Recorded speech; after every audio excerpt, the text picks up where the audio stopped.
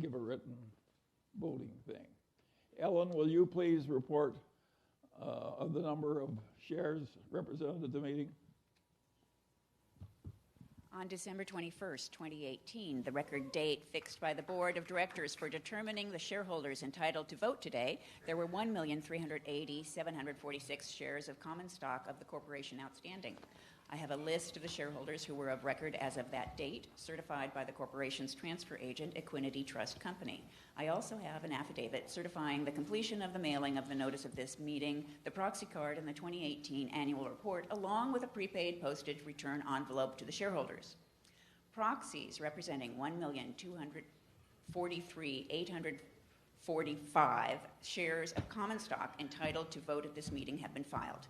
The total number of shares represented in person or by proxy at this meeting is 1,243,845, which is more than a majority of voting power of all outstanding common stock of the corporation, and the meeting may proceed. I will attach the affidavits to the minutes of this meeting and have a copy of the minutes of the last annual meeting. Since we have enough votes present and a majority for election of all directors, we announce that the directors have all been reelected, and we have Mary Conlon also.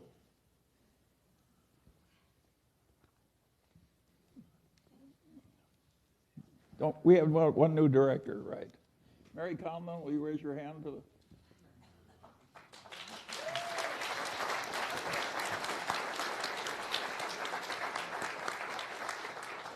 Mary was an important executive at Pixar before they sold out to Disney. So she has satisfied one of our requirements that all directors be rich.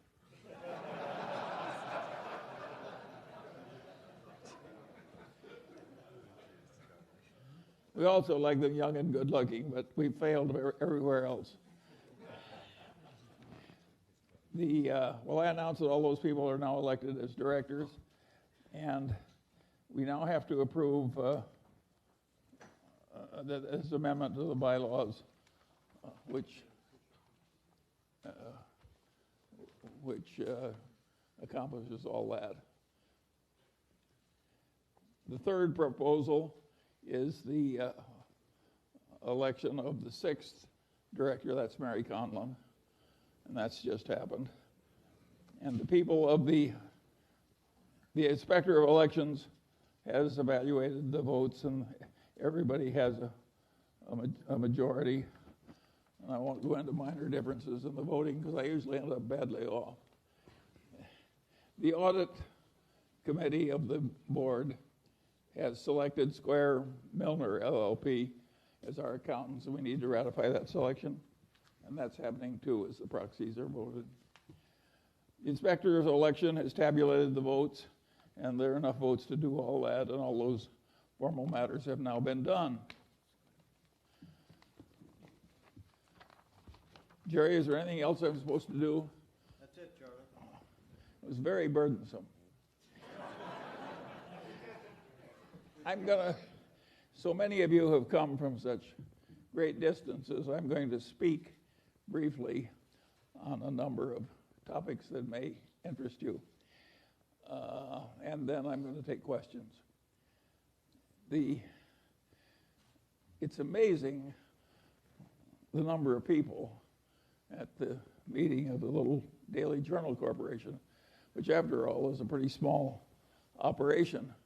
We've got two businesses, one a steadily declining legal newspaper, which now earns about $1 million a year pre-tax and shrinking, and a computer software business where we're trying to automate courts and justice agencies and various other governmental departments. And that is now bigger by far in terms of prospects and customers and employees and so forth than our shrinking newspaper business. And it's hardly a can be imagined how hard it is to deal with a whole bunch of different courts in different states and their advisors and the RFP process and the bureaucracy. This is a part of the software business that the giants tend to hate. They like a business where you just stamp out an extra copy of something and 98% of the revenues go immediately into the till as cash, and there's no extra work. And that is not handling a bunch of justice agencies, attorney generals, state courts, federal courts, and so forth, all over the country with different requirements, different consultants, and of course, steady and aggressive competition. The nature of our business, it's more like technical consulting than it is just stamping out software. It's a very high service business. It's very difficult. The computer science is time consuming and difficult, but just dealing with that much bureaucracy over that many different fields with the political realities and it's just immensely difficult. So it's a very slow, grinding business, and that's the nature of the game. We've always liked it because a business like this requires a company that's very rich and very determined and is willing to keep plugging, and of course that's what the Daily Journal has done. How are we doing? Well, that's hard to judge, but I would say, watching it quite closely, that it's like a pharmaceutical company with 7 wonderful drugs in the pipeline. We have a lot in the pipeline that is very, very important to us. Australia, Canada, California. We're talking big, big markets. And our main competitor is Tyler Technologies, which is listed on the New York Stock Exchange. And of course, they've been at it a long time and are way bigger. But we are getting some significant volume, and we have some very pleased customers. And how in the hell does the little Daily Journal Corporation attract the government of Australia?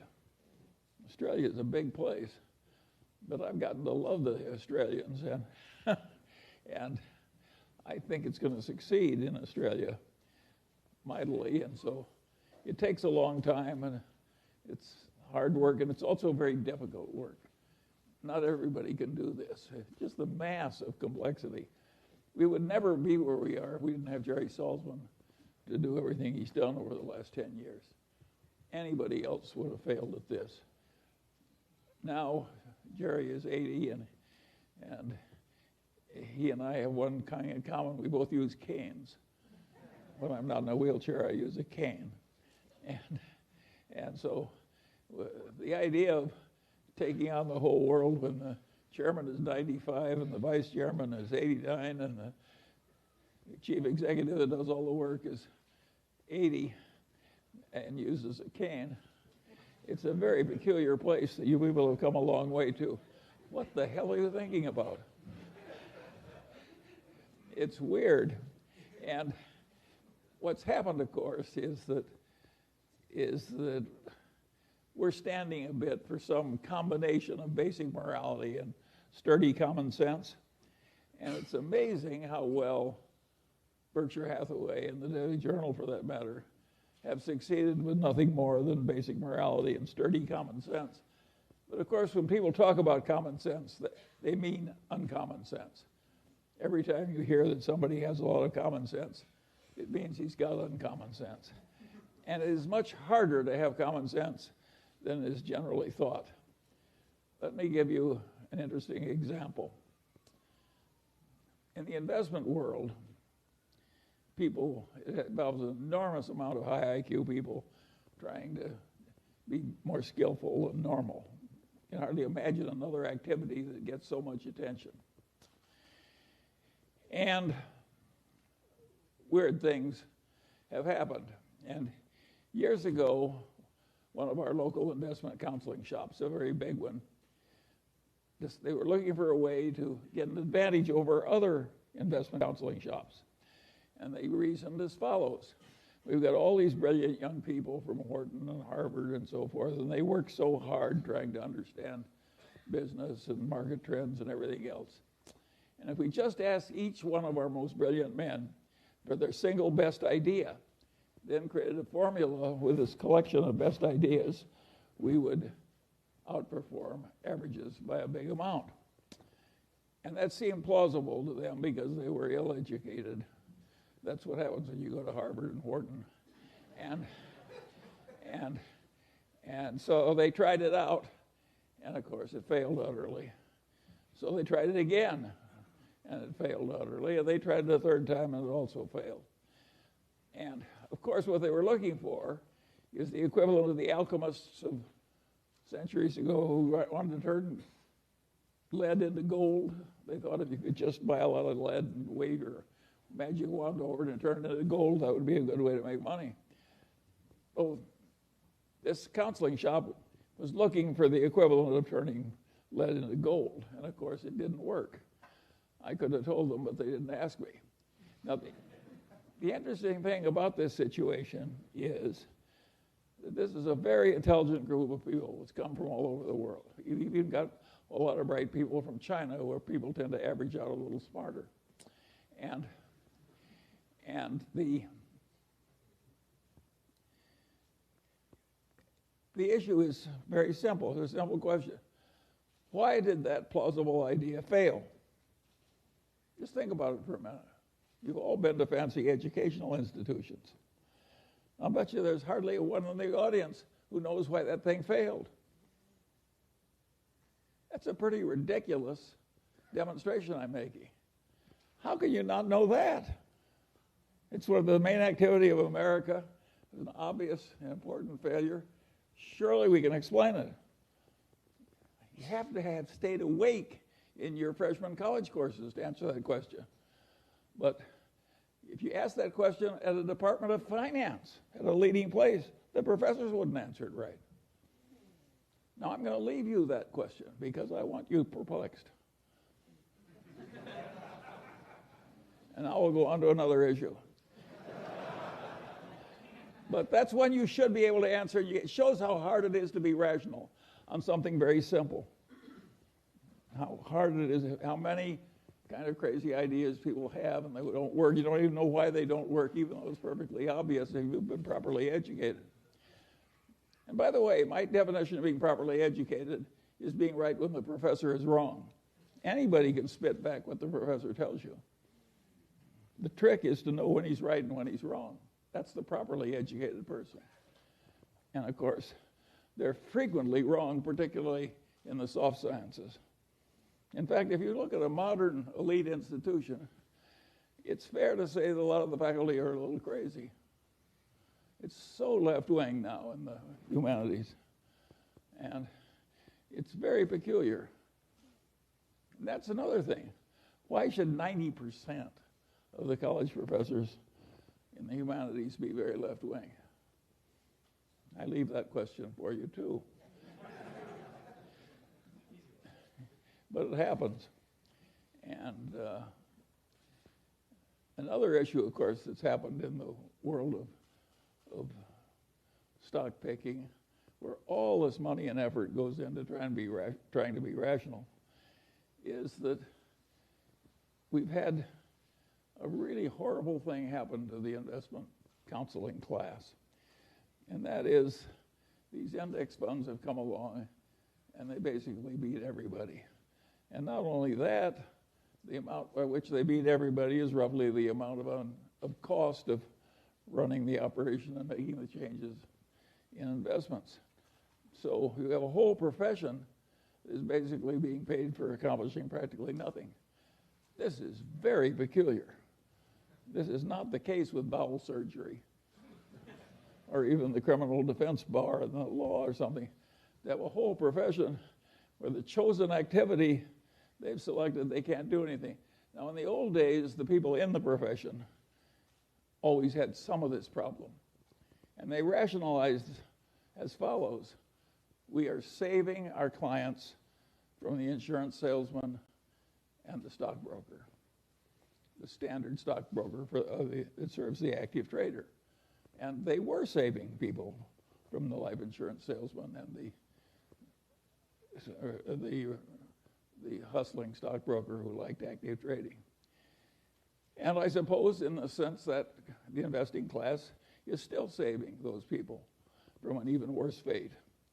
But it is very peculiar when a whole profession that works so hard and is so admirable, and the members of which we are delighted when they marry into our families, and they just can't do what the profession is really trying to do, which is get better than average results.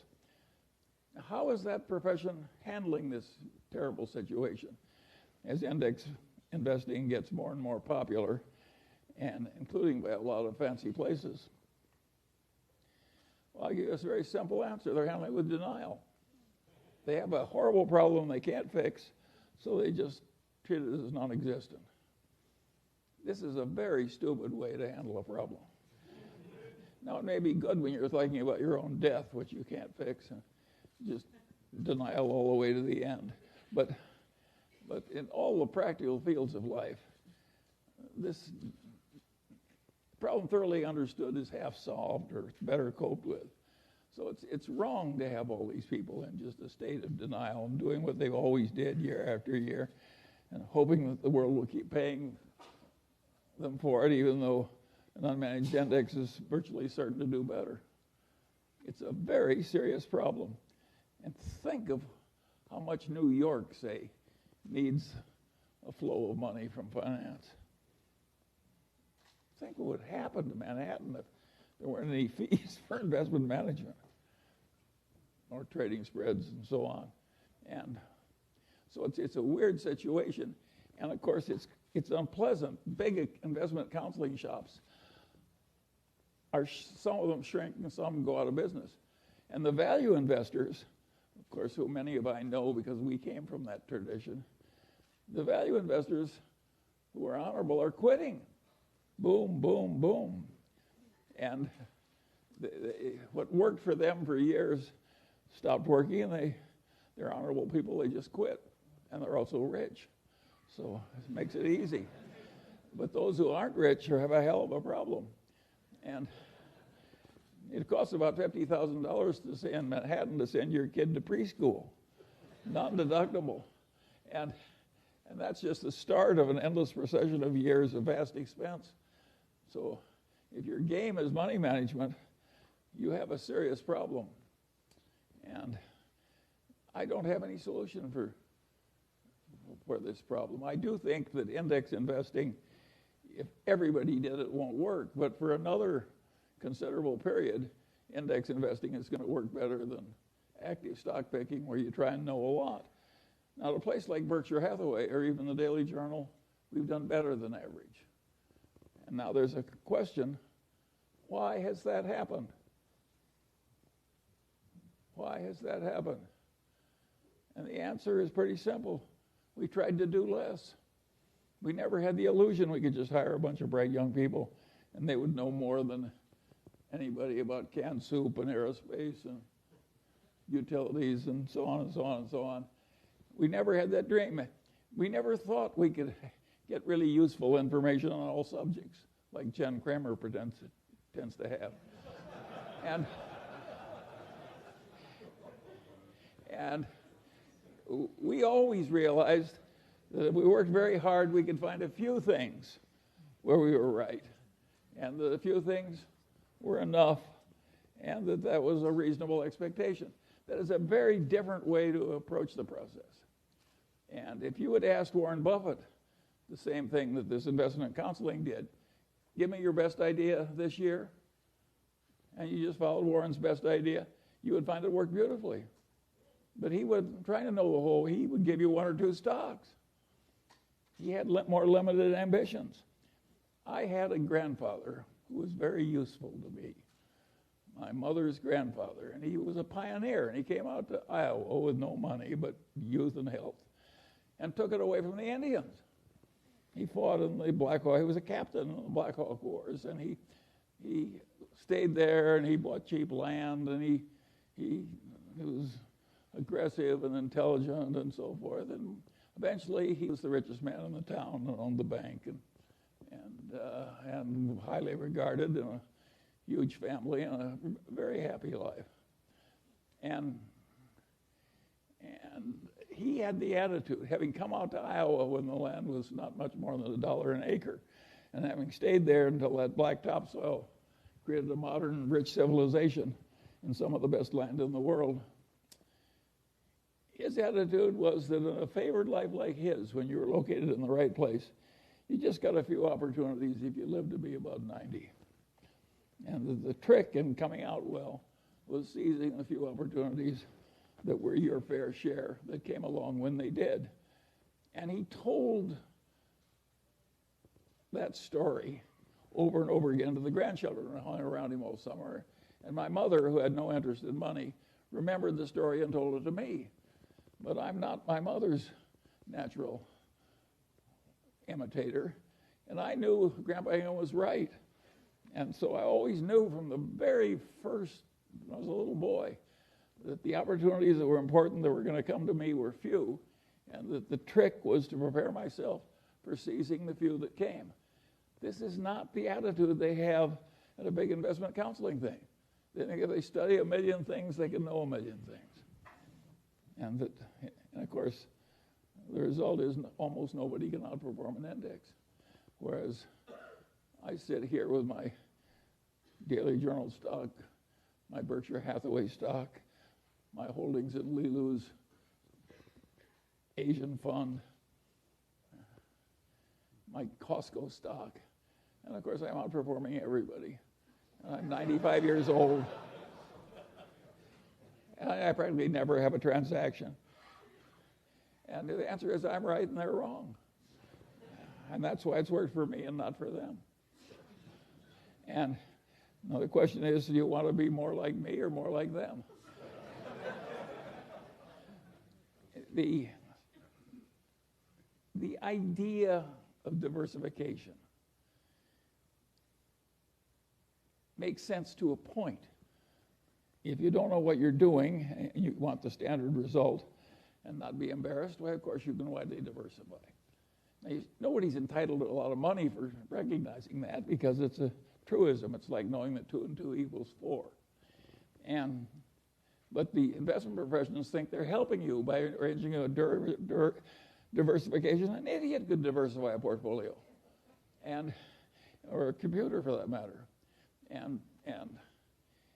But the whole trick of the game is to have a few times when you know that something is better than average, and invest only where you have that extra knowledge.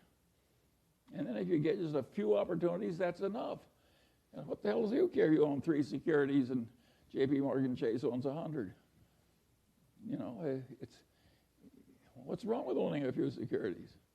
Warren always says if you lived in a growing town and you owned stock in 3 of the best enterprises in the town, isn't that diversified enough? The answer is, of course it is. They're all wonderful places. And that Fortune's formula, which got so famous, which was a formula to tell people how much to bet on each transaction if you had an edge. And of course, the bigger your edge, the more close the transaction was to a certain winner, the more you should bet. And of course, there's mathematics behind it. But of course it's true. It's perfectly possible to buy only one thing because the opportunity is so great and it's such a cinch, or only 2 or 3. So the whole idea of diversification when you're looking for excellence is totally ridiculous. It doesn't work. It gives you an impossible task. What fun is it to do an impossible task over and over again? I find it agony. Who would want to do it? And I don't see why. My father had a client.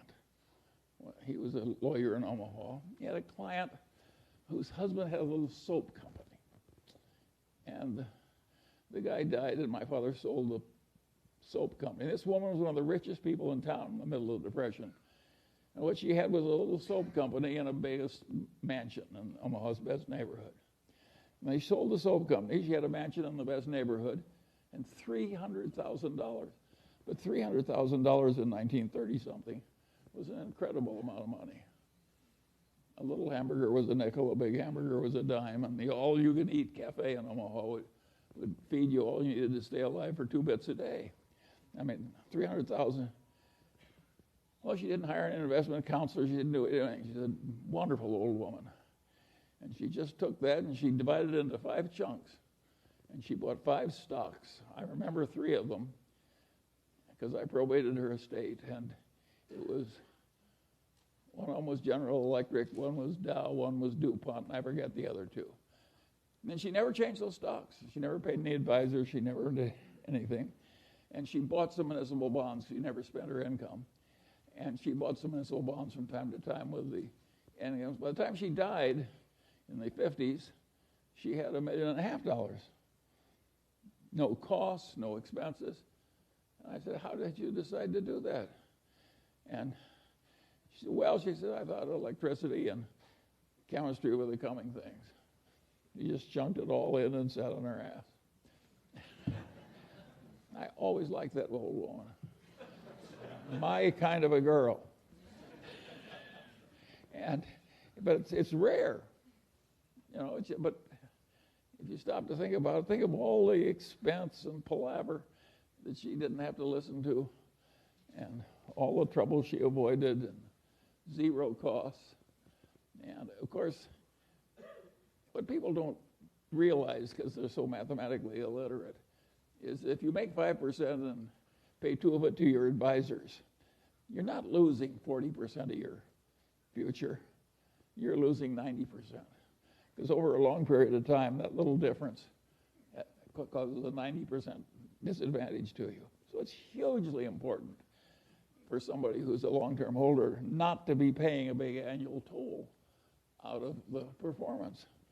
And of course, there are a few big-time advisors now who are using indexation very heavily. And of course, they're prospering mightily. And of course, every time they get somebody, it's just agony for the rest of the investment counseling business. And this is a very serious problem. And I think these people who are used to winning as old-time value investors who are now just quitting the profession, that's a very understandable thing to do. I regard it as more noble than staying in, with, you know, playing along with the denial. It's an interesting problem. You can see I'm not trying to make your morning. I'm just trying to describe things the way they are. But this business, why does Li Lu succeed so mightily? Well, partly he's sort of a Chinese Warren Buffett. That really helps. And partly he's fishing in China, not in this oversearched, overpopulated, highly competitive American market, and there's still pockets of ignorance and lassitude in China that gave him some unusual opportunities. The first rule in fishing has always been fish where the fish are. And the second rule of fishing has always been don't forget rule number 1. And Li Lu just went where the fishing was good. And the rest of us are like cod fishermen who are trying to catch cod where the fish have been fished out. It doesn't matter how much you work when there's that much competition. Every little idea I see in the world, some are going after. I sat once on an investment committee at the University of Michigan, and in came one of their successful investors, located in London. And what had this investor done in London? He decided to invest in sub-Saharan Africa. And the only marginal securities were a few banks that traded in the pink sheets. So he would buy very tiny quantities of these banks. And every time some poor person got tired of having the money in the mattress and put it in a bank, he did it a little better. And of course, he made a lot of money. Nobody else was investing in little tiny banks in Africa. But the niche was soon filled. What the hell do you do for encore after you put your clients' money in a bunch of little tiny banks in sub-Saharan Africa? The niche gets filled quickly. And how many wonderful niches are there going to be when some guy in London is buying all these tiny little bank stocks in Africa? it's hard. And then, if you take the modern world, where people are trying to teach you how to come in and trade actively in stocks, well, I regard that as roughly equivalent to trying to induce a bunch of young people to start off on heroin. It is really stupid. And when you're already rich, to make your money by encouraging people to get rich by trading. And then there are people on the TV, another wonderful place. And they say, I have this book that will teach you how to make 300% a year. And all you have to do is pay for shipping, and I will mail it to you. How likely is it that a person who had suddenly found a way to make 300% a year would be trying to sell books on the internet to you? And it's ridiculous. And yet, I've described modern commerce. And the people who do this all day think they're useful citizens. The advertising agents that invent the lingo. And so in insurance, they say, the two people who shifted from Geico to the Glotz Insurance Company saved $400 each. What they don't tell you is there are only two such people in the whole United States, and they were both nuts. But they mislead you on purpose. And I get tired of it. And I don't think it's right that we deliberately mislead people as much as we do. Let me tell you another story that I think is an interesting one about the modern life. But this goes back to a different time. And this man has this wonderful horse. And it's just a marvelous horse. It's got an easy gait and good looking and everything. It just works wonderfully. But also occasionally just gets so he's dangerous and vicious and causes enormous damage and trouble and breaks arms and legs for his rider and so on. And he goes to the vet and says, what can I do about this horse? And the vet says, that's a very easy problem and I'm glad to help you. He says, what should I do? And the man says, the next time your horse is behaving well, sell it.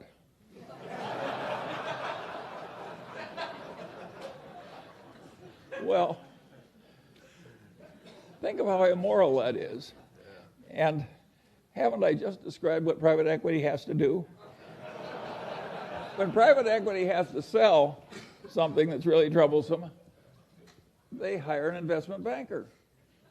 And what does the investment banker do? He makes a projection.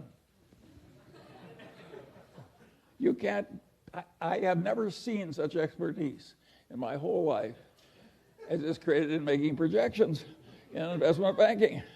There is no business so lousy it can't get a wonderful projection. But is that a great way to make a living, to have phony projections and use it to make money out of people you look right into the eyes of? I would say no. And by and large, Warren and I, we never tried to make money out of stupidity of our dumb buyers. We tried to make money by buying. And if we were selling horse shit, we didn't want to pretend it was a cure for arthritis. And I think it's better to go through life our way instead of theirs. And I think it's always been this way. I think there's always been chicanery. Think of the carnivals, the carny operator. Think how much trickery there is in a carny operation. And people just seek out the weaknesses of their fellow man and take advantage. And you have to get wise enough so you avoid them all. And you can't avoid them if they're in your family. I have no solution to that one. But where you have a fair choice, there are just so many people that should be avoided. My father had this best friend and client. And he also had this other client who was a big blowhard. And he was always working for the big blowhard, and he wasn't ever working for his wonderful client whom I admired. And I said, why do you do this? And he said, Charlie, you idiot. He says, the big blowhard is an endless source of legal troubles. He's always in trouble, overreaching and misbehaving and so forth. Whereas Grant McFadden treats everybody right, the employees, the customers, everything.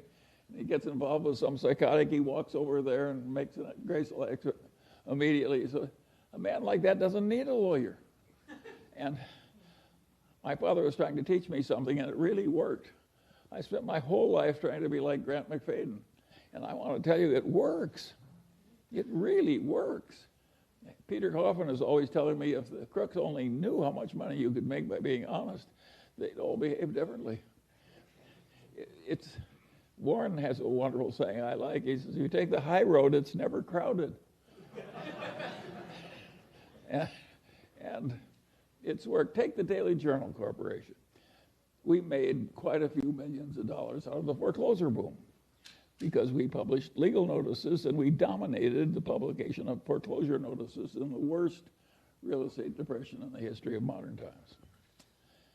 And we could have raised our prices at the time and made more tens of millions of dollars. But we didn't do it. You know, when your fellow citizens are losing their damn houses in the worst recession, Charlie Munger, billionaire, raises prices. If it would look lousy on the front page of the paper for people around the honest way, should you do it? And the answer is no, of course not. Particularly when Warren always said it's probably always a mistake to marry for money, and it's really stupid if you're already rich. and it's really stupid when you're already rich to get a reputation of being a total no-goodnik. Rick Guerin always loved the story about the guy who had been a total miscreant all his life, and he died, and the minister said, now is the time in the funeral ceremony when somebody says something nice about the deceased. And nobody came forward, and nobody came forward, and nobody came forward. Finally, one guy stood up, and he said, well, he said his brother was worse.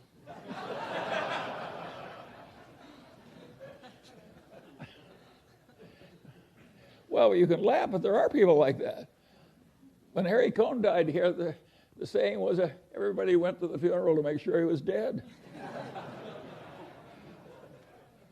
and so there are a few simple truths that really work. And when it gets to this difficult business the Daily Journal is in, I would say it is a real pleasure to be serving these courts and agencies. They need the automation.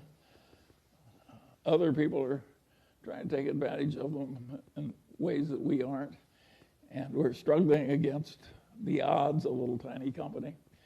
And we're taking a lot of territory. It's slow going, but the prospects are good. And of course, the nice thing about being rich is it doesn't matter if it's a little slow. And how did we get rich? Well, we remembered Grandpa Ingham, and when one of the few opportunities came along, we reached out and seized it. Think of how your life works. In my life, to give another example, the Mungers would have twice the assets they now have if I hadn't made one mistake of omission back in the 1970s. And really stupid. And I blew an opportunity that would have doubled my present net worth.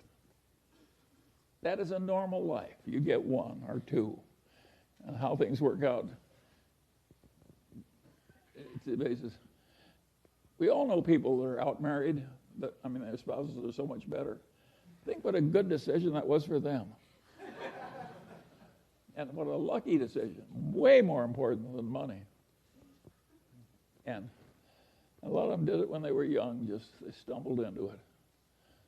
Now, you don't have to stumble into it. You can be very careful. A lot of people are wearing signs, danger, danger, do not touch, and people just charge right ahead. That's a mistake. Well, you can laugh, but it's still a horrible mistake. And it's been fun for the people on this board to know one another and work on these oddball things and to handle life's vicissitudes. Of course, it's very peculiar that we're so old. I mean, imagine a place where Gary Wilcox is one of the young men. His wife is still a golf champion, but that's not because she's good when she's old. I mean, yeah, it's an amazing group, and that's an interesting example too. Imagine being as old and as impaired as I am, and having a pretty good time. How does that happen? Well, that is another story. I can tell a couple of other stories too, because you like stories.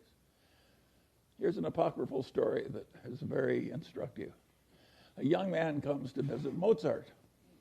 And he says, Mozart, he says, I want to write symphonies. And Mozart says, how old are you? And the man says, I'm 23. And Mozart says, you're too young to write symphonies. And he says, but Mozart, he says, you were writing symphonies when you were 10 years old. And Mozart says, yes, but I wasn't asking other people how to do it. Now there's another Mozart story. Here's the greatest musical talent maybe that ever lived. And what was his life like? Well, he was bitterly unhappy and he died young. That's the life of Mozart. What the hell did Mozart do to screw it up? To make himself, well, he did two things that are guaranteed to create a lot of misery. He overspent his income scrupulously. That's number one. That is really stupid. And the other thing was he was full of jealousies and resentments. If you'll overspend your income and be full of jealousy and resentments, you can have a lousy, unhappy life and die young. All you've got to do is learn from Mozart. You can also learn from that young man who was asking Mozart how to write symphony. The truth of the matter is that not everybody can learn everything. Some people are way the hell better. And of course, no matter how hard you try, there's always some guy that achieves more, some guy or gal. And my answer is, so what? Does any of us need to be the very top of the whole world? It's ridiculous. And another thing that people do that I regard as amazing is they build these enormous mausoleums. I think they figure they want people to walk by that mausoleum and say, gosh, I wish I were in there.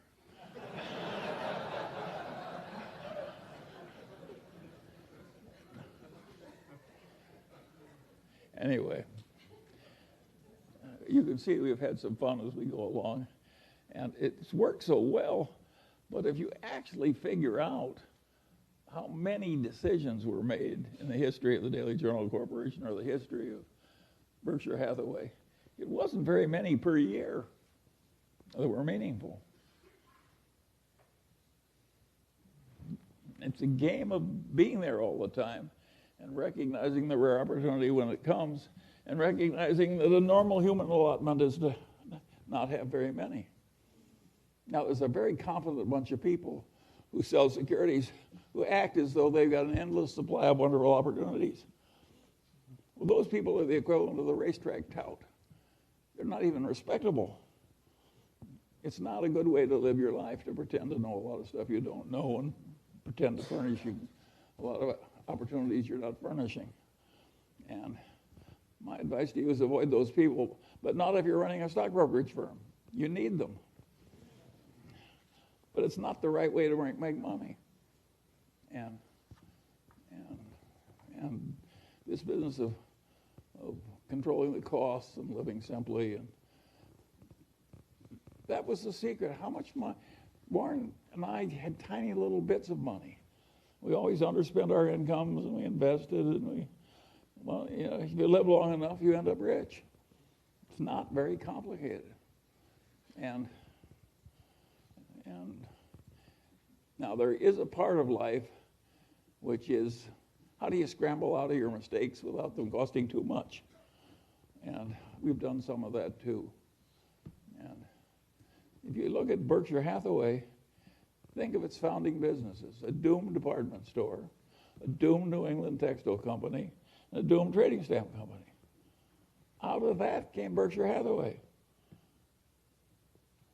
Now, we handled those losing hands pretty well, and we bought into them very cheaply. But of course, the success came from changing our ways and getting into the better businesses. And it isn't that we were so good at doing things that were difficult. We were good at avoiding things that were difficult, finding things that are easy. By the way, when we bought the Daily Journal, that was easy. And what we're doing now in this software business is difficult. But due to the accident of these good associations and the fact that these old colleagues have lived so long, we're doing pretty well in the new business. It has potential. And it's fun to do. And how many declining newspapers have hundreds of millions of marketable securities lying around and a new business with some promise? We're like the last of the Mohegans. It's for Jerry.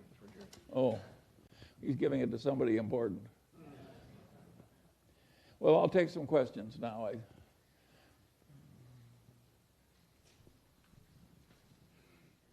We need some system of order. I have a question. Yeah. Good Jerry, morning. Somebody want to point to these people? All right, go ahead. All right. Good morning, Mr. Munger. Happy Valentine to you. And we wish you a great health until Berkshire splits shares. My name is An Lee, and I'm from Hanoi, Vietnam. In the book Outsiders, William Thorndike lists 8 CEOs that achieve superlative performance to the S&P 500 and their peers. So other than Mr. Buffett and Mr. Murphy, did Berkshire you invest in all other 6 companies of the other CEOs? And if not, why? I didn't get that. So I think I just didn't understand the question.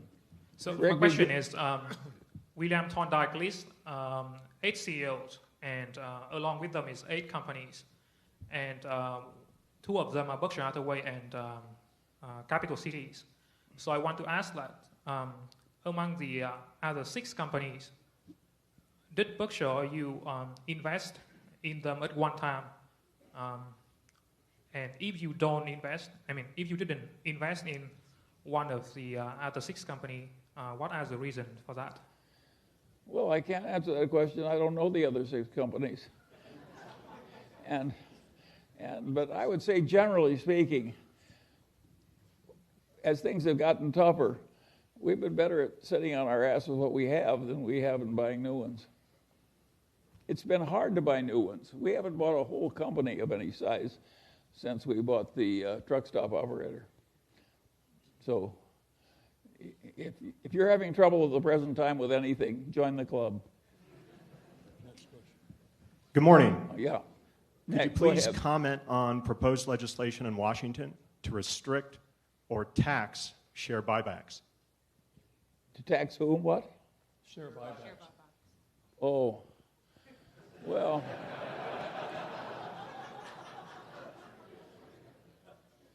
Rick tells a story about an old Irishman that used to steal from the church and drunk all the time. And when he was dying, the priest asked him to renounce the devil. And he said, I can't do that because in my condition I shouldn't offend anybody. And I don't think I should. If you get me started on politicians, I may be impolitic. So let's go to another subject.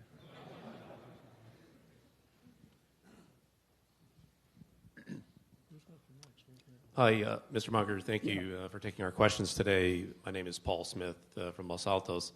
My question is about commercial banks. Many of us here, I suspect, have tailgated you and Mr. Buffett into some wonderful banking investments. Thank you for that. My question is about smaller banks. If you look at banks with assets greater than about $1 billion in the U.S. and go up and sort of stop at the super regional level, there's about 250 of those banks. And my question is that a hunting ground that you would think, applying the principles of value investing, that is likely to maybe yield 1 or 2, great businesses at a Well, thank you for answering that question. The answer is yes. Oh, I had a second question, or second part to that. Can I? Go ahead. Yeah. Yeah. The next question, whatever it is. Right over here, Charlie. So you and Warren have advocated for decades that CEOs should tell shareholders everything they need to know to value a business. From visiting and calling courthouses around the country, I've personally seen the success that you've had being awarded contracts against larger competitors for JTI. However, your opaqueness regarding contracts that have been awarded but not completed leaves a wide range that an estimated value could fall for. So if a shareholder is unwilling to cold call 50 courts around the country to find these contracts that haven't been accepted yet, could you please provide a little bit of detail for us shareholders as far as the willingness for courts to accept these? Have you had any contracts that haven't been accepted after you put in the work? We've got contracts or possible contracts in every stage you can imagine. And it's very complicated. And I don't purport to understand each one because I've trusted Jerry and the people who are doing it. But generally speaking, I can see that the trend is favorable. But more than that, I can only say you would be horrified if you watched it up close, how difficult it is. It's difficult. But in spite of its difficulties, we're doing pretty well. But we haven't got any magic wand. If you read all the reports, if I read all the reports in great detail and spent all my effort trying to understand it, I wouldn't understand it very well. So I think your chances are very poor. Thank you. Yeah. Sorry.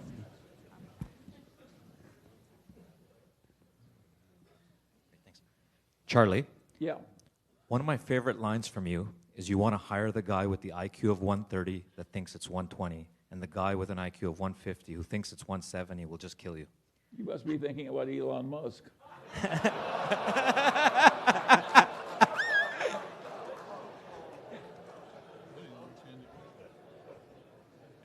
How do you assess someone when making a hiring decision? The question is what? Of course I want the guy who understands his limitations instead of the guy who doesn't. On the other hand, I've learned something terribly important in life. I learned that from Howard Amundsen. You know what he used to say? Never underestimate the man who overestimates himself. These weird guys who overestimate themselves occasionally knock it right out of the park. And that is a very unhappy part of modern life. But I've learned to adjust to it. I have no alternative. It happens all the time. But I don't want my personal life to be a bunch of guys who are living in a state of delusion, who happen occasionally to win big. I want the prudent person. Hi, Charlie. I'm Philip from the Philippines.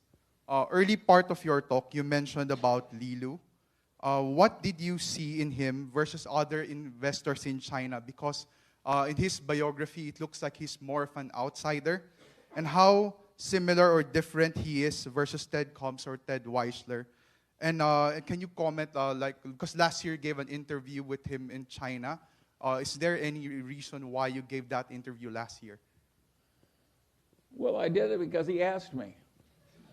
And I sometimes do that. I'm foolish that way. And I said what I believed when they asked me the questions. The answer is Li Lu is not a normal. He's the Chinese Warren Buffett. He's very talented.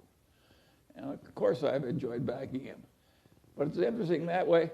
I'm 95 years old. I've given Munger money to some outsider to run once in 95 years.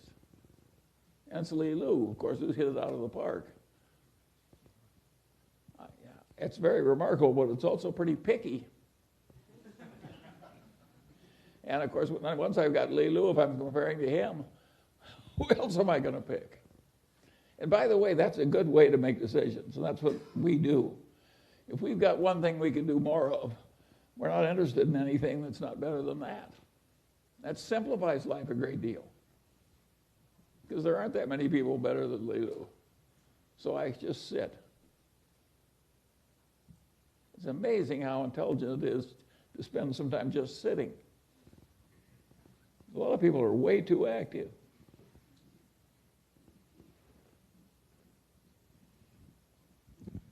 Good morning, Mr. Munger.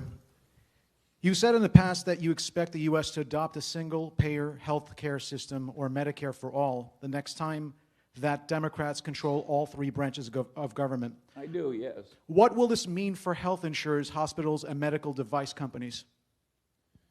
Well, it'll be a hell of a mess. It'll still be a big business, but it will be a hell of a mess. And the existing system is so overexpensive and overcomplicated and has so much unnecessary cost, so much unnecessary overtreatment of the dying, so much overtreatment of items that would be best left alone, so much unnecessary expense. Yet on the other hand, it's the best system there is in the world in terms of the quality at the top. So it's a very complicated subject, but it's a hell of a mess. I find it demoralizing to see. In Singapore, they spend 20% of what we spend in America on medical care, and their system is way better. And what they're doing is just the most elemental common sense. But of course, it was created by one Chinese guy who was in control. Of course, it's more intelligent than the outcome of our political process. That Singapore system was created by the Lee Kuan Yew. Of course, it works better. But to have it cost 20% and work better in an advanced place like Singapore. So there's a lot to be demoralized about in terms of the potential of our medical care system. And of course, it isn't that our politicians are good at fixing systems like that. So if you don't like it now, I confidently predict you won't like it later either. Still on your left, Charlie. My name's JD. I'm from Phoenix. Charlie, I read a lot of the Stoic philosophers last year, Epictetus, Seneca, Marcus Aurelius. Well, I can see why you would. Yeah. There's a lot to be Stoic about. Agreed. And as I gleaned lessons from them, there was one name that kept coming to mind, and that is Munger. So I wonder, can you talk about... Some people think Marcus Aurelius was all right.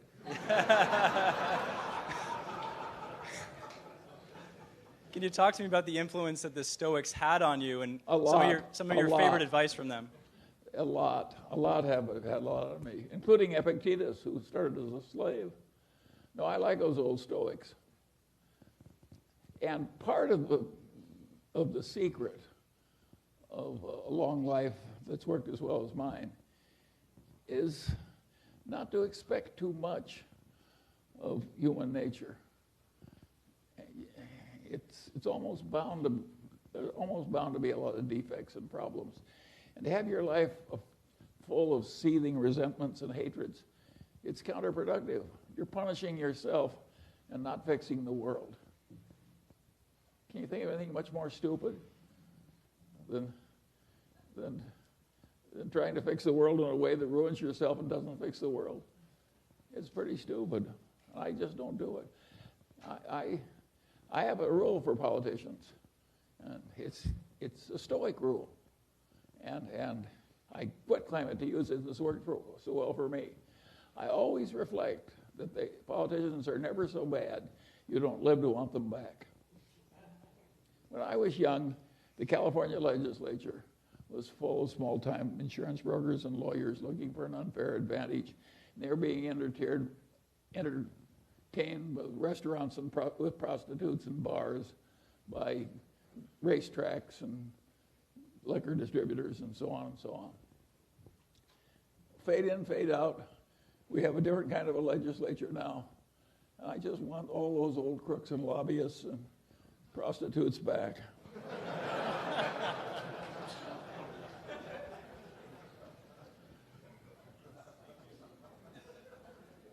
Oh, you laugh, but you young people, you're going to live to wish we could have that Nancy Pelosi and Donald Trump were immortal.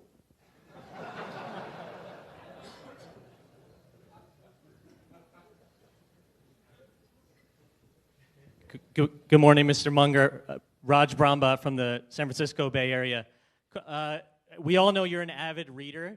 Could you share a reading recommendation for us, potentially a new one, that maybe fundamentally change your viewpoint on something?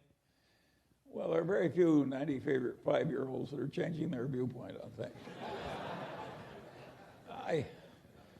But I do find that there are amusing anecdotes and so forth that I occasionally read and like. But I like the old anecdotes pretty well, too. Like that one about the bed and the horse. It's so obvious, though, some of these pithy stories. The storytelling really works to get messages around. One of the interesting things is look at our modern politicians and then think about Abraham Lincoln. Who in our modern politician reminds you of Abraham Lincoln? In either party. Lincoln at one time was hired by some guy whose partner had died, leaving practically no money and wife and 3 children. And he owed some money to his surviving partner, and the surviving partner came to Lincoln and said, I want you to collect this money. And Lincoln said to this guy, he said, well, he says, you look like an enterprising fellow who can get that much money back pretty easily through a little effort. And if you want to wring a little money out of this poor widow and her 3 children, you'll have to get a different kind of lawyer. Does that remind you of any of our modern politicians? That was Abraham Lincoln. What a story. No wonder he's remembered. And you know who deserves the credit for Abraham Lincoln and never gets it? Is his stepmother. Abraham Lincoln was the child of 2 illiterates. But the stepmother, who his father just married in desperation to help raise the children, she took a shine to Lincoln and saw he was bookish, and she helped him all the way along. I'm going to donate a picture of that stepmother eventually to a particular place because I admire what that stepmother accomplished in life. Imagine being responsible more than any other person for the life of Abraham Lincoln. Next. Charlie, my name is Yang Lee from New York, and thank you so much. And I want to say first, happy Valentine's Day. Thank you for sharing your wisdom and secret to success to life, for business, for investment. That is tremendous value for myself and many of our attendees here. My question is about intellectual property, because you're a lawyer by training. Given the complicated landscape in this field, is there a better way to share intellectual property across nations, especially in the case of Huawei? Is the bigger fight, are there better legal framework to handle intellectual properties? Thank you. Well, you know, I don't know that much about the world of intellectual property. I've made my way in insurance and furniture stores and little legal newspapers and so on. And so other people are good at intellectual property. I'm good at avoiding subjects, which I'm not good at. And one of them is intellectual property. I'm not surprised that the Chinese are stealing a little intellectual property. We Americans did it all the time. We stole Dickens' work. We didn't copy it. We just reprinted his copyrighted stuff. We stole the technology from the English textile manufacturers. You know, it isn't as though the people haven't been pretty aggressive about wanting to know other people's ideas. This is an old problem. I do think that allowing intellectual property to have these profits is desirable, but the exact complexities of how you handle it, I don't spend much time thinking about. Hi, Charlie, and thank you for being here today and sharing your knowledge with us. In last year's Daily Journal meeting, you talked about one of the 5 aces of a money manager was a long runway. Yes. I'm young and have at least, hopefully, a 40-year runway ahead of me. How are your legs? I passed my physical with flying colors, so thanks a lot. I'd like to compound my money at the highest rate and then give most of it away at the end. Which money managers would you recommend besides you and Warren? Thank you. Well, I just said I've only hired one myself in a lifetime. I don't think that makes me an expert. Although I must say that one did work out rather well. No, I can't help you. Everybody would like to have some money manager that would make him rich. Think of how. Of course we all would want that. I would like to be able to turn lead into gold. But it's hard. It's very hard. And if you're finding it difficult, that just shows you understand it. Next. Charlie and Peter Kaufman, I don't have a question. I just want to thank you both for putting together Poor Charlie's Almanac. It has been an incredibly foundational book in my life and has really helped inflect my thinking on many different things. So thank you both very much for your work on that.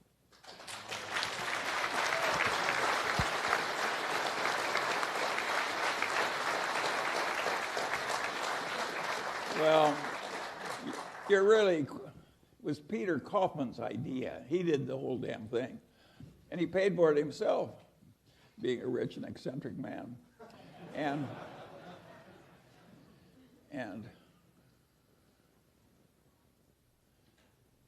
I just wish there was one change in Peter Kaufman. Peter Kaufman has made me adored in India and China. I wish the hell he could do more for me in Los Angeles.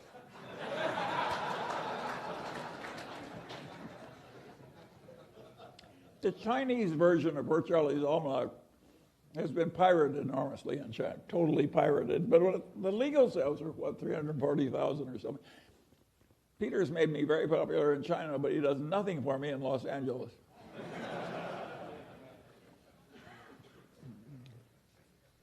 Hi, Charlie.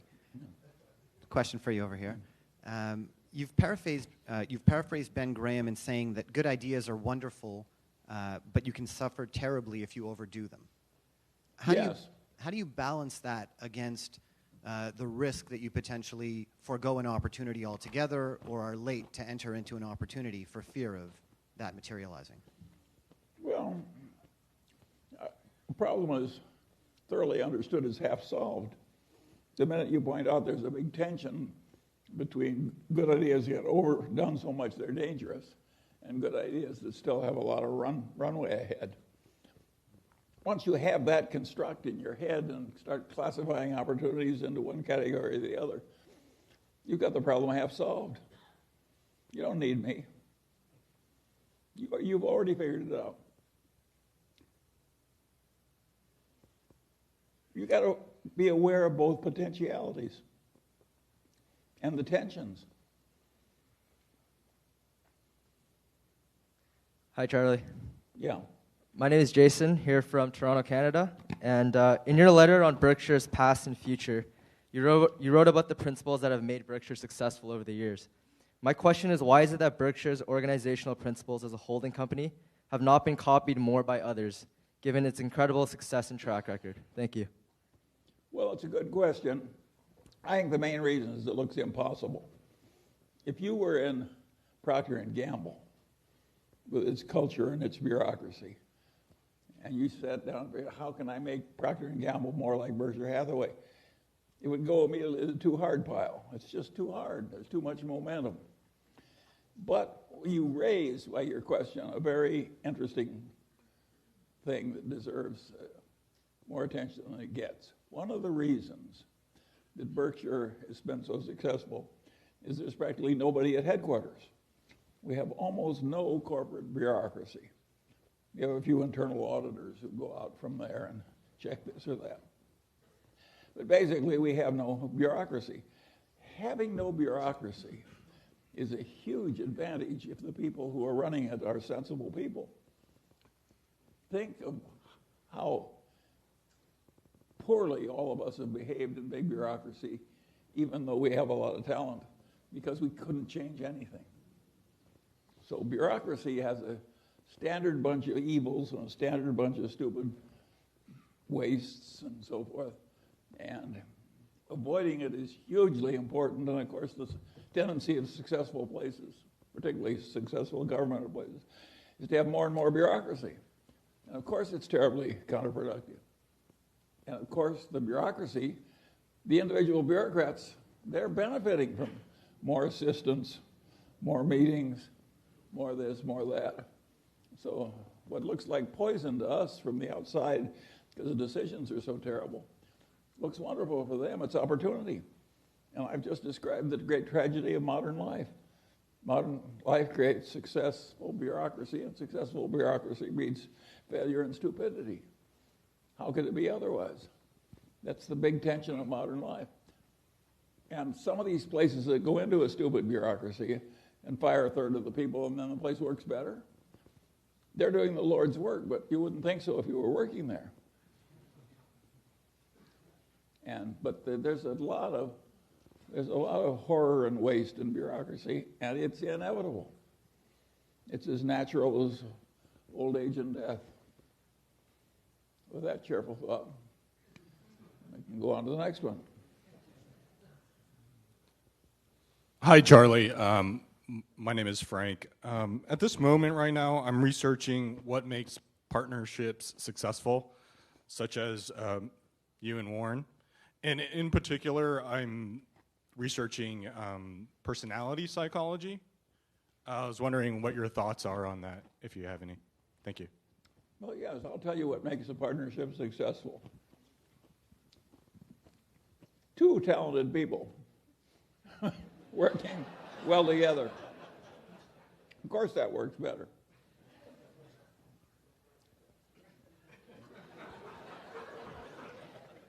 Good morning. My name is Matthew Peterson. Matthew Peterson from Manhattan Beach. Mr. Munger, in the past you've praised the significance of cultures at firms like Glenair, Kiewit, and Costco. What are your views on the culture at Daily Journal, and in particular, Journal Technologies? And similar to your Berkshire 50-year essay, can you share a multi-decade vision for Journal Technologies? Thank you. Well, you got to remember that I was old when General Technologies came into being. I guess had a weak moment, and Warren and Garen talked me into it. And it worked because Jerry took a hold of it and worked miracles. So I don't deserve much credit. It's Garen and Salzman who are responsible for Journal Technology. I just clap. I'm good at clapping. Hello, Mr. Munger. I'm on your right. You speak about the importance of fishing in waters with ample fish. If you were starting out today, what sea would you be fishing in, other than in China, of course? Well, other than China, but if there's one good place in the world, that's more than my share. There are others, I'm sure, but it's hard for me to believe that anything can be better for the Mungers than China. Because I can't help you. I've solved my problem. You'll have to solve yours. By the way, the water's fine in China. And some very smart people are wading in. And in due course, I think more will wade in. The great companies of China are cheaper than the great companies in the United States.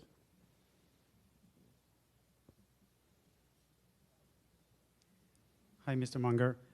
My friend Mikel and I were from Barcelona, and I have a question for you regarding long-term investment and compound interest. So I tried to remember if it was you or Einstein that said that compound interest was the strongest force on Earth.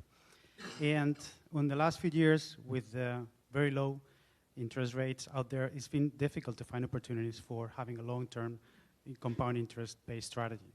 So beyond investing in Berkshire, value investing, or index funding, where would you invite us to find opportunities for long-term investment where compound interest is really that force? Well, my advice for a seeker of compound interest that works ideally, is to reduce your expectations, because I think it's going to be tougher for a while. And it helps to have realistic expectations, makes you less crazy. But I think that,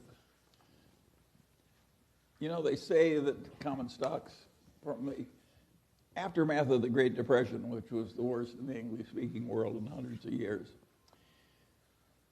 to the present time, maybe an index has produced 10%, but that's pre-inflation. After inflation, it may be 7% or something.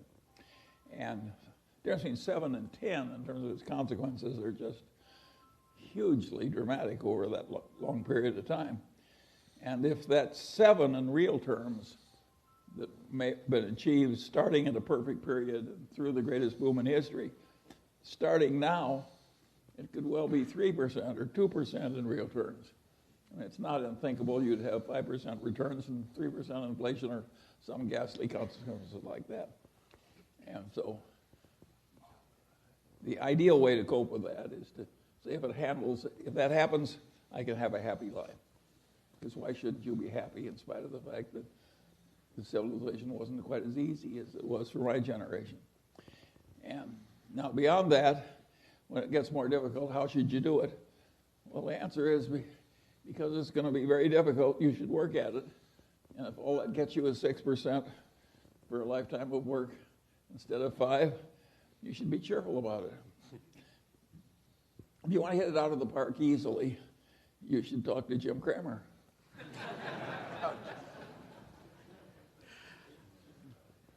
Hi there, Alex Rubalcava over on the left here. Hi. Building on the question about the corporate culture at Daily Journal Corporation, it's great to see a new board member. And I was wondering if we could ask the other board members about the long-term succession plan for the board.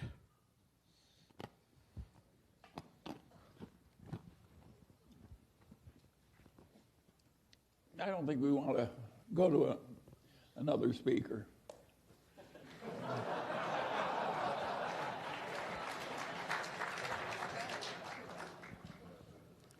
Hi.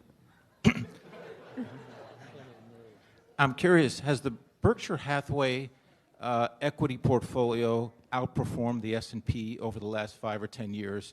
And if it has not, why wouldn't Berkshire just invest in the S&P for its equity portfolio?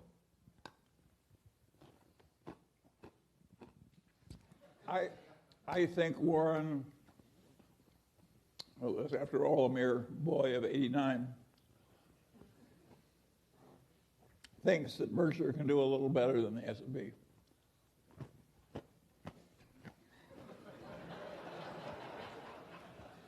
From this point. I don't think many people can, but he may be right about himself and the team he has in place. It won't be by huge margins. That I confidently predict.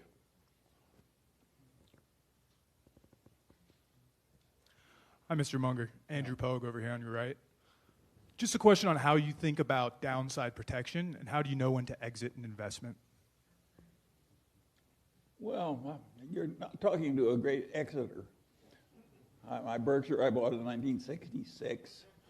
My Costco I've been a good picker, but other people know more about exiting.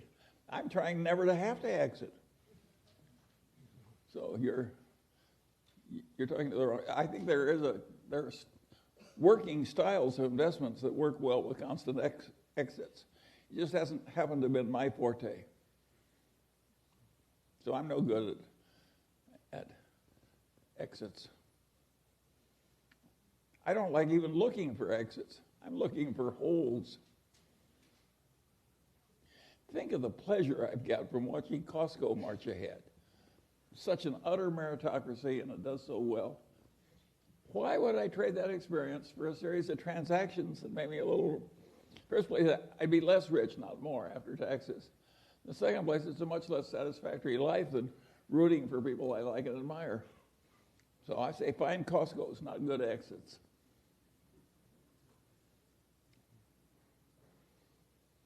Good morning, Charlie. You mentioned in an interview with CNBC in May 2018, Berkshire is a little bit too restrained on buying more Apple stock. Do you still believe so? Do you have any new comments on Berkshire Apple? is what? Berkshire is too restrained on buying more Apple stock. Its own stock, you mean? Apple. Apple. Oh, Yes. Apple. Oh. Yeah. Do you still believe so? And do you have any more comments, new comments on Apple? No, I don't think the world would be improved by more comments from me on Apple. You know, I'm a very opinionated man and I know a lot, but I don't know everything. I like Apple, but I don't have the feeling that I'm the big expert. Good morning, Mr. Munger. My name is JC. I am 11 years old and I come from China. My question is also Well, about... you're certainly welcome here. My question is also about Apple. So last year you said that you wish you had more of Apple stock, but now its price has declined by a lot. So what is your opinion about its moat or the competitive advantage? Why do you think it has declined? Thank you very much. Well, I don't know why Apple stock is going up or down. I know enough about it, so I admire the place, but I don't know enough to have any big opinion about why it's going up and down recently.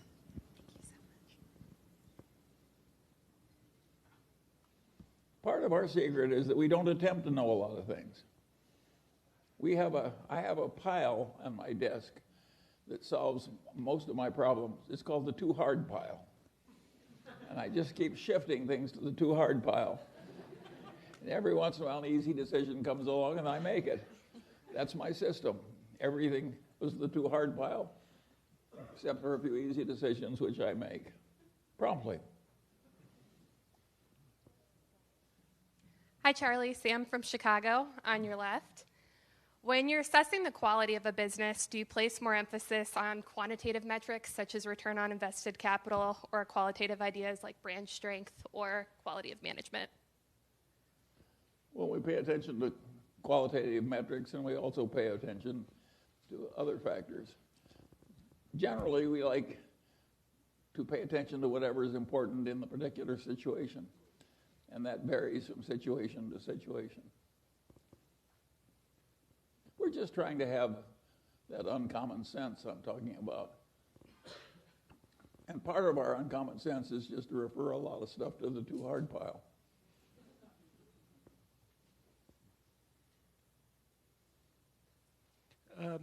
The simple life is the obvious right answer, but most of America ends up like Mozart, in debt and overspending. How do you maintain the discipline to live the simple life in the face of all these other temptations? I was born this way. Good morning, Mr. Munger. My name is on the left. My name is Benjamin Jorvich, and I'm an engineer at BYD, and I was interested to hear your perspective on the current state of infrastructure in the U.S. and just some areas of growth that you might see in the future for infrastructure. Thank you. Well, I think infrastructure will be a big deal, practically everybody. In China, where BYD is so active, and by the way, the Daily Journal owns some BYD, but BYD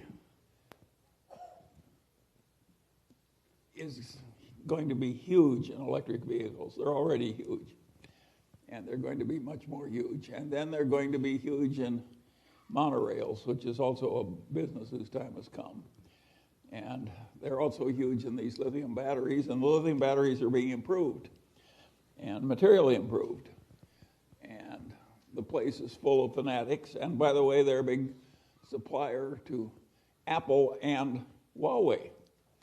And they're a very satisfactory supplier to those things. So I am terribly impressed with BYD. It's been one of the real pleasures of my life to Wan Chanfu was the 8th son of a peasant. An older brother, recognizing a genius had been born into the family, he just gave up everything in life to nurture that little brother genius. Now that's Confucianism. And by the way, Confucianism will do a lot better for civilization than the Ford Foundation did. You know, Confucianism with a strong family ethos like that is a really constructive thing. And Confucianism partly created BYD. That older brother of Wan Chunfu's was a hero. And of course, what Wan Chunfu has done is a miracle. And of course, that was a venture capital type investment. We bought marketable securities, not Berkshire, but Liu did. And it's been a wonderful investment. And it's been a very admirable company. And I like being part of something that's inventing better lithium batteries and better monorails and so on and so on. So if you work for BYD, you're a very fortunate person. And you're going to have a wonderful life watching and participating. You could hardly have a better employer. At least if you like demanding achievement in 80-hour weeks.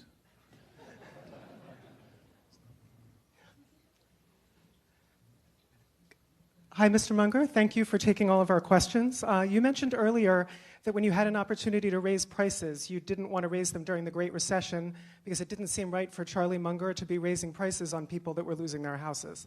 So I wanted to thank you for that as well. And I wanted to ask you about Nobody else ever has.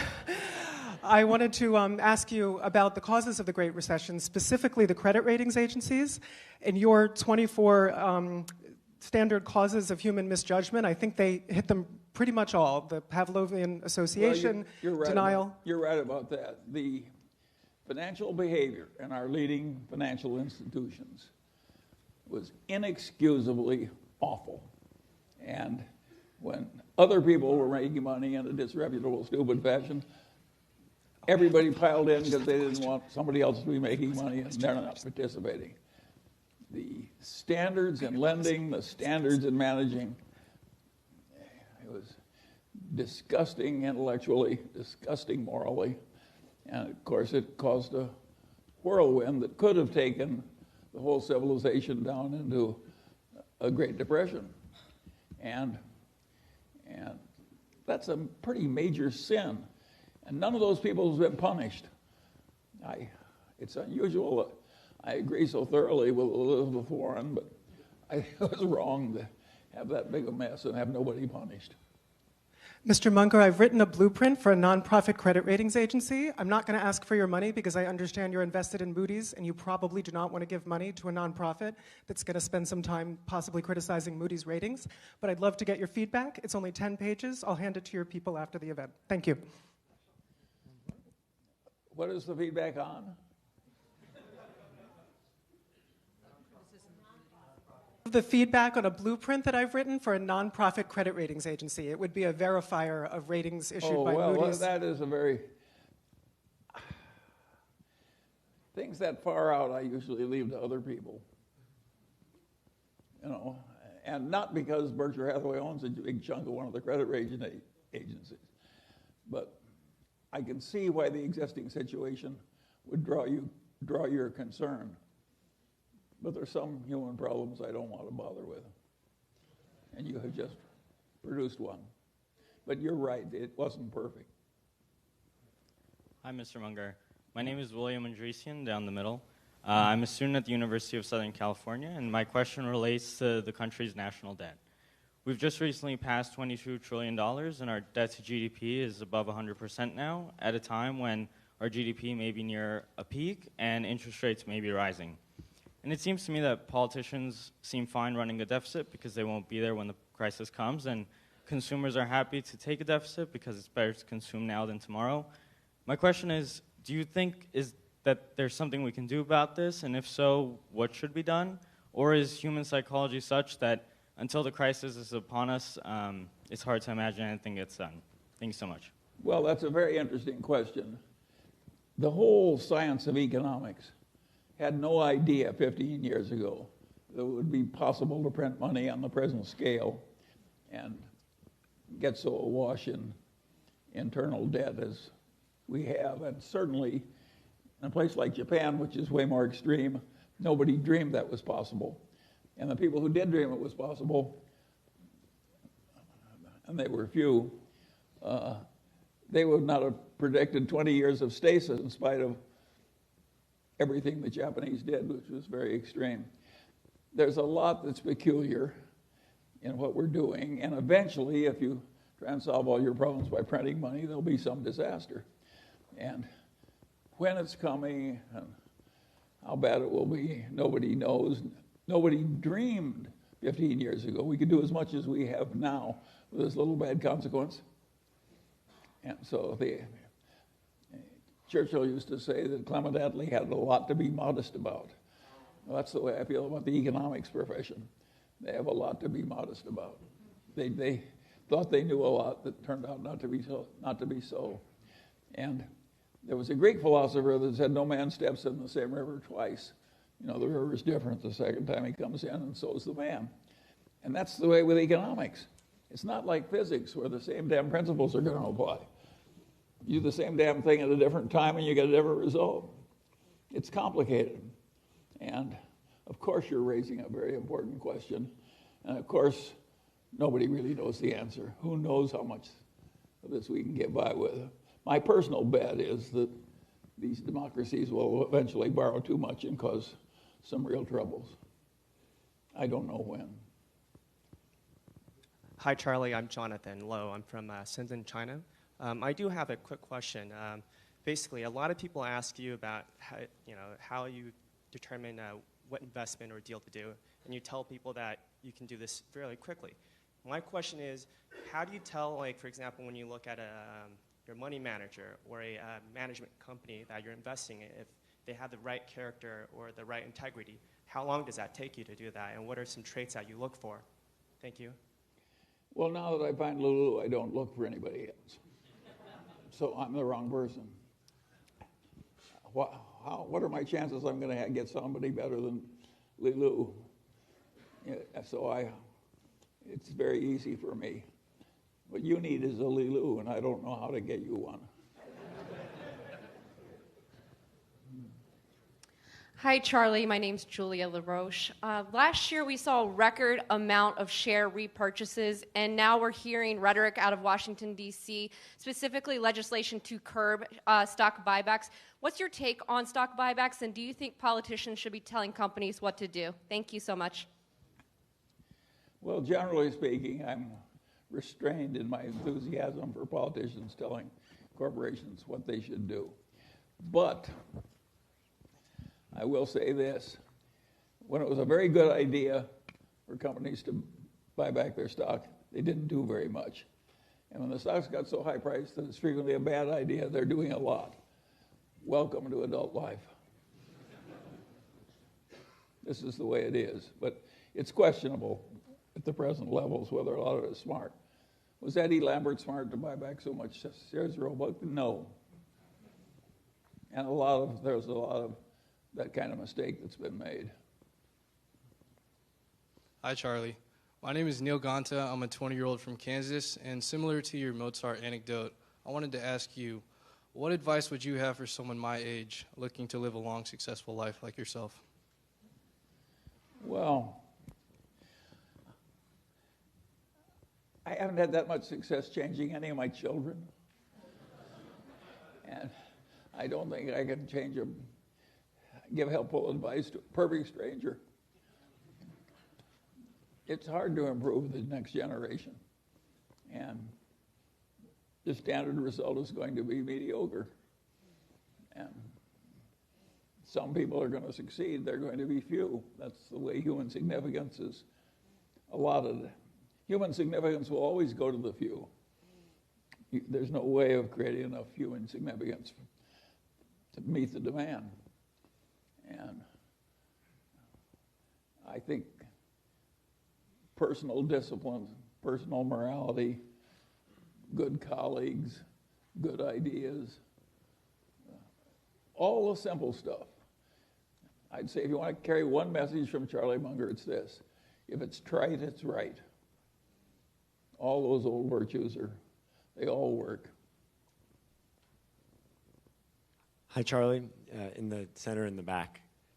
You point out a great deal of human folly, but at least from the perspective of the listener, don't seem to be that upset about it. Has that always been the case, and is that a correct perception? I didn't quite catch that. Oh, you point out a great deal of human folly, Yes. but seem to have a sense of humor rather than anger or upsetness about it.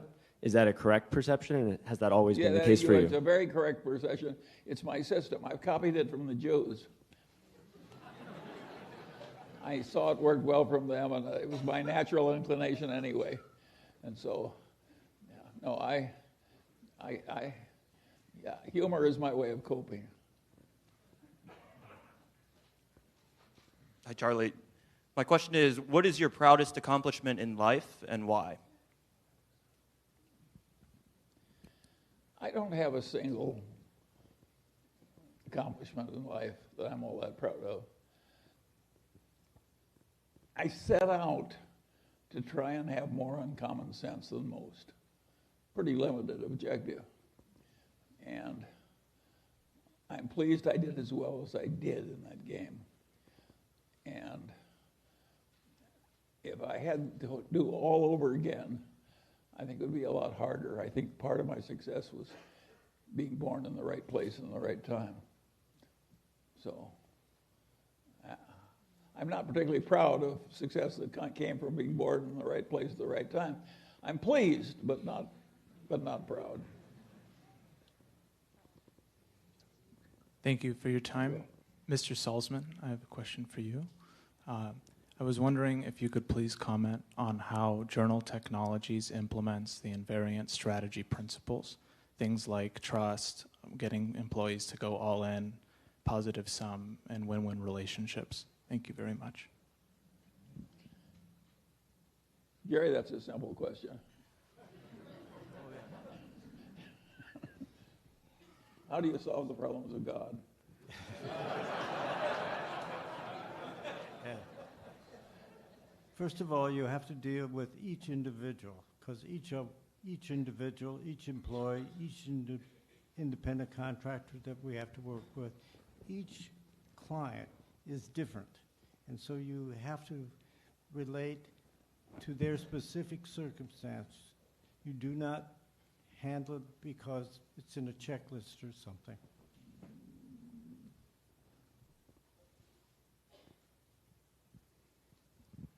Hello, Charlie. Hello, Peter. I'm here on your left. My name is Darren Ho. I'm from Irvine, California. This question is for both of you. Charlie once said, any year that you don't destroy one of your best loved ideas is probably a wasted year. And I'd like to ask if both of you destroy any of your beloved idea in 2018, and if so, what are they? Thank you. Karen, have you destroyed any idea in 2018? Say again, I wasn't listening. Yes, if you have destroyed any good ideas in 2018. Destroyed any? Yes. Eliminated, probably. Probably unbeknownst to me. How about you? Now, we always think into the future. We're not worried about the past. Just that simple. The day ends, we're on to something different. And it's a different challenge every day. And the good part about my job, it changes every day. So I face something different. I'm like a newspaper editor. I start with a blank page every day. Well, how do I go to the next situation? How do I solve a particular problem? That's my day. That's what I do. Mr. Munger, thank you for taking the time to answer our questions. In October 2008, a month after Lehman filed bankruptcy and in the depths of the abyss, Mr. Buffett famously wrote an editorial saying that he was buying stocks and he was bullish on America. You're famous for bottom-ticking Wells Fargo in March of 2009. What made you decide to buy Wells Fargo in March of 2009 instead of October of 2008? Well, I had the money in the later period. And the stock was cheaper. Those are two very important parts of the purchase.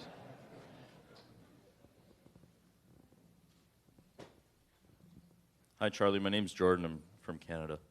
I'm in the back. I've heard that you've started some new real estate developments. What are you developing now, and what'll be the key to its success?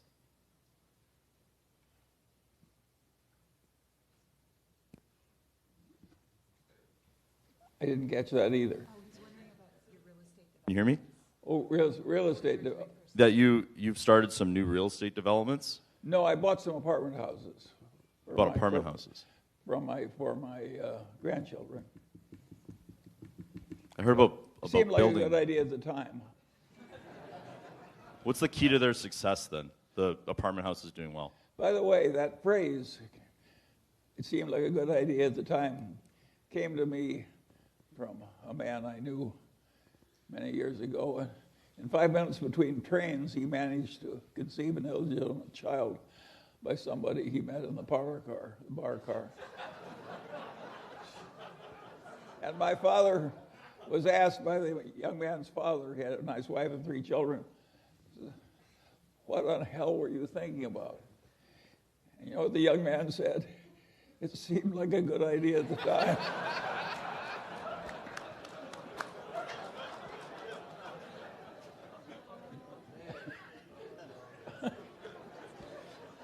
Hi, Charlie. Yeah. Charlie, I'm standing to your left. Thank you for sharing your anecdotes. I think everybody loves them. Herb Kelleher passed away recently, and I'm hoping that maybe you have some anecdotes about Herb that you would like to share with us. Thank you. Who? Herb Kelleher, the founder of Southwest Airlines. Yeah, well, he was a very remarkable businessman. I never knew him, but he was an original, and he created an amazingly sound company while drinking one hell of a lot of whiskey and smoking a hell of a lot of cigarettes. This is not my personal style. And to do as well as he did with so much bourbon and so many cigarettes, it set a new record in human life. So we should all remember Herb Kelleher. And we all wish we could have so much strength we could abuse it so much and still perform. I didn't get such a hand. I regard him as a miracle. Good morning, Mr. Munger. If you didn't have access to Li Lu and to the Chinese exchanges through him, like many Americans don't, would you feel comfortable investing in the American depository shares of most Chinese companies that are comprised of a VIA structure and offer shareholders few rights and minimal protections from the Chinese government? I don't know much about depository shares. I tend to be suspicious of all investment products created by professionals.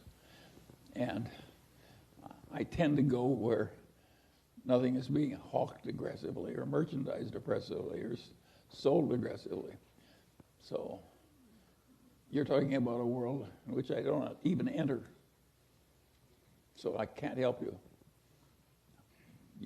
You're talking about a territory I avoid. Hey, Charlie, all the way in the back. This is John Heltzel with Los Altos. So my concern is I've done a lot of research on banks, and you guys have done a great job in helping me. But I also saw large derivative portfolios of these major user banks are getting quite large on the balance sheets. And SEC reporting doesn't require much transparency. So I thought, do you guys worry about this kind of stuff? I know you have in the past. And in the banks that you own, and then do you worry about other banks as well? Thanks. Well, all intelligent investors worry about banks because banks present temptations to their managers to do dumb things. There's so many things you can easily do in a bank that looks like a cinch way of reporting more earnings soon, where it's a mistake to do it, long-term considerations being properly considered. As Warren puts it, the trouble with banking is there are more banks than there are good bankers. And he's right about that. And so I would say if you're invested in banks, you have to go into the time when you've got a lot going for you, because there'll be a fair amount of stupidity that creeps into banking.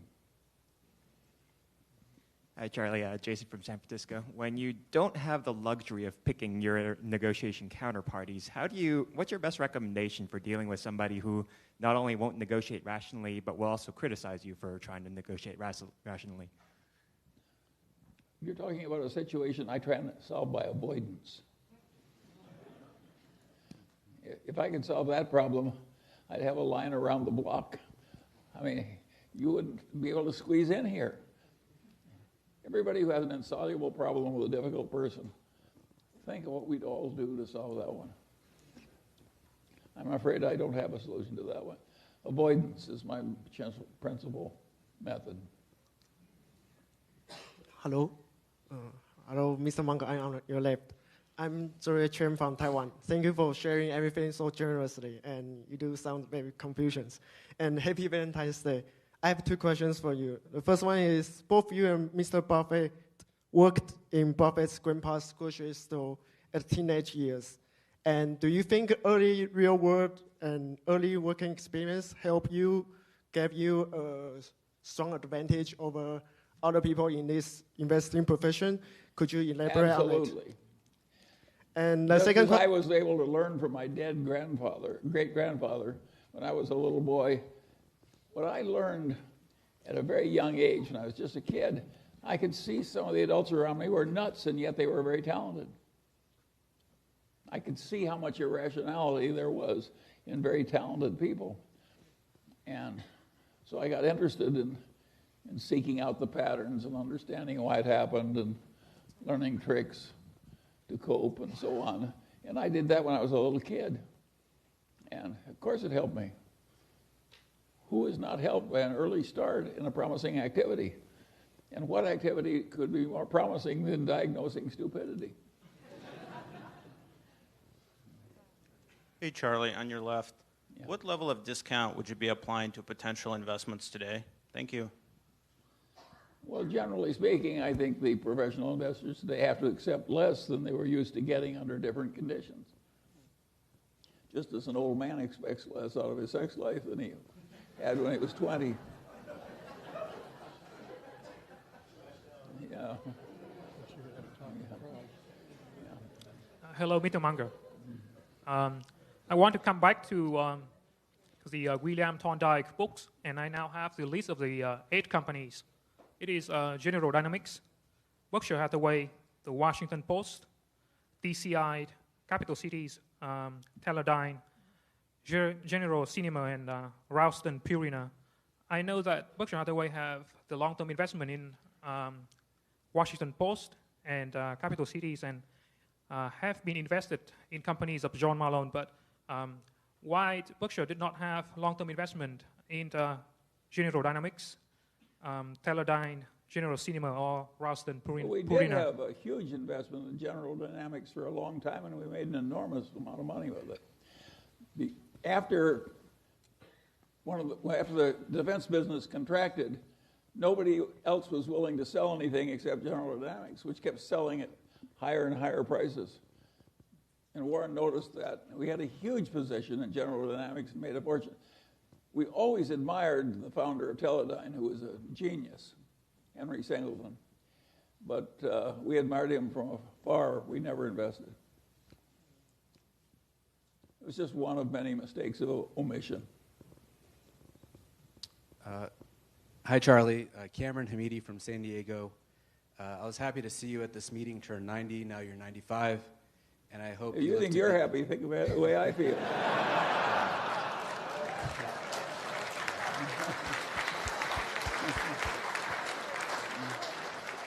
Well, I hope you live to be 120, and I always thank you for your positive influence on our lives. My question is related to stress and sleep and longevity. In business, there are what I call criminal competitors. You're honest and ethical, but the competitor across the street is beating you by cheating and running a massive insurance fraud. Business and life can cause a lot of stress like it did for Whitney Tilson, but you've always seemed to stay cool like Monish Pobrai. What mental tools do you use to defocus and keep your equanimity for 95 years? How do you detach? And even during the Solomon Brothers scandal, were you always able to get 8 hours of sleep at night? Well, that is not true. As a matter of fact, I had more difficulty sleeping when I was young, but I do have a tip for that I've learned late in life. I never consciously blanked out my mind when I tried to go to sleep, so I allowed my mind to wrestle through my problems and keep me awake very, very late while I lay in bed wrestling with problems. And then if I didn't sleep well one night, I figured, what the hell, I'll sleep the next night. But that was pretty stupid. Now I actually deliberately blank out my mind and I can go to sleep rather easily, and I recommend it to all of you. It really works. I don't know why the hell I didn't get to it before 93.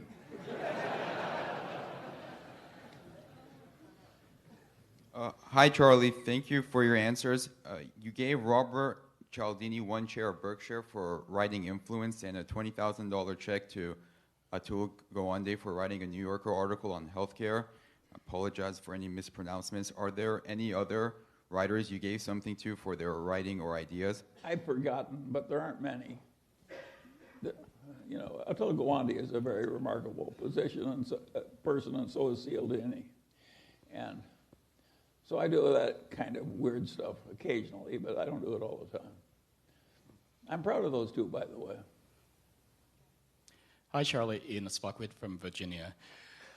If someone can invent a time machine and you can go back and have dinner with your version self, a 41-year-old, what piece of advice would you advise your former self now that you are, 74, 75, with all the knowledge that you have now?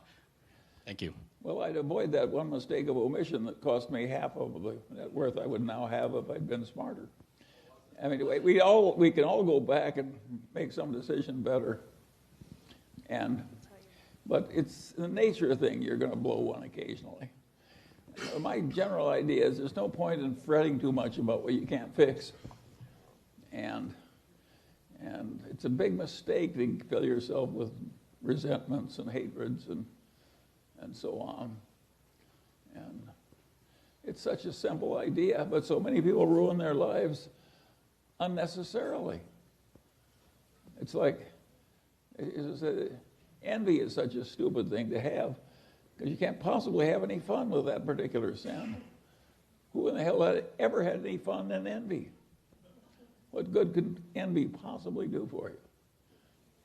And somebody's always going to be doing better than you are. It's really stupid. And so my system in life is to figure out what's really stupid and avoid it. It doesn't make me popular, but it prevents a lot of trouble. Hi, Charlie. Alamo from San Francisco. I was just wondering if you could comment on the Berkshire portfolio. I mean, we're here on Valentine's Day, listening to a 95-year-old, and we're thinking about healthcare. And why is there so little healthcare in the Berkshire portfolio? And, I mean, isn't there something that, can you comment on that? I think we don't understand it well enough, and we don't like a lot that we do understand. Those are two pretty good reasons for not investing.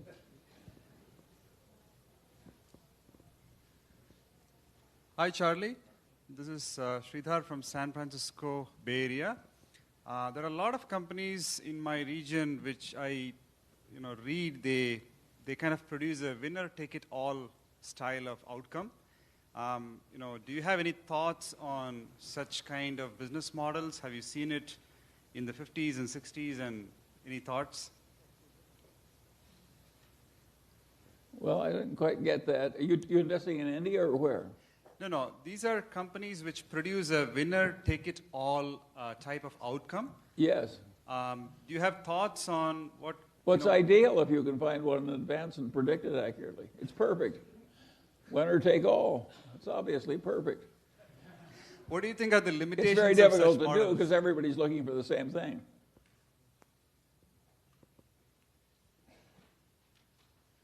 Hi, Mr. Munger. Yeah. You talk about identifying your circle of competence and trying to expand it. I'm at a point in my life where I don't really know what my circle of competence is, so I would like to know how you found yours. I didn't catch that either. So you talk about your circle of competence, and you should stick to it and try to expand it. Oh, yeah, well, it's a hugely important thing, knowing the edge of your... It's hardly a competence if you don't know the edge of it. If you have a misapprehension regarding your own competency, that means you lack competency. You're going to make terrible mistakes. So hardly anything is I think you got to constantly measure what you achieve against what other people have achievement, and you have to keep being determinedly rational and avoiding a lot of self-delusion. But after a lifetime of observing it, I think the tendency to be pretty rational about one's own competency is largely genetic. I think people like Warren and I were just born this way. Now, it took a lot of education, but I think we were born with the right temperament to do what we did. And I have no way of taking you back and rebirthing you. Hi, Charlie. Yeah. In spite of being partners for so long, why is Warren so much richer than you? Well, he got an earlier start. He was probably a little smarter. He worked harder. There are not a lot of reasons.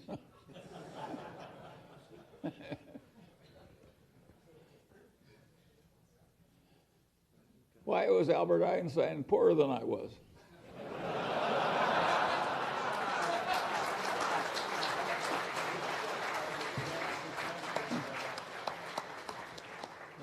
Let's say good night, Charlie. We are coming to the end of our allotted time. I'll take one more question and then we'll quit.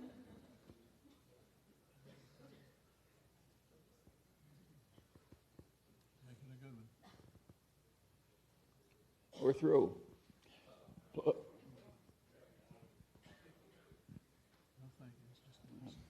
Hello, Mr. Munger.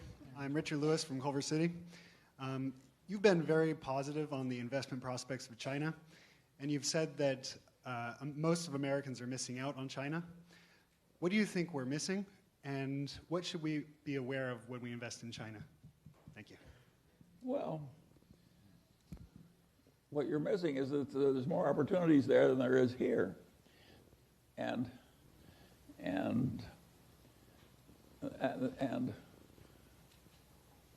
I can't, yeah. I don't see how I could guide you any more firmly than that. Are you finding things so easy here you don't need China? Well, with that, we're through.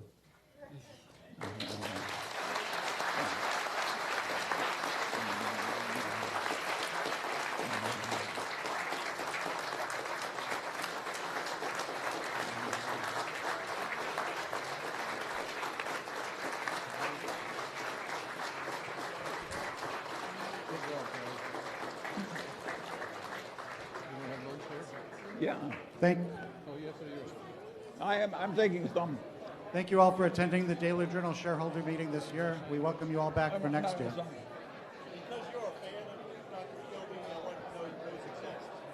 Thank you. Thank you.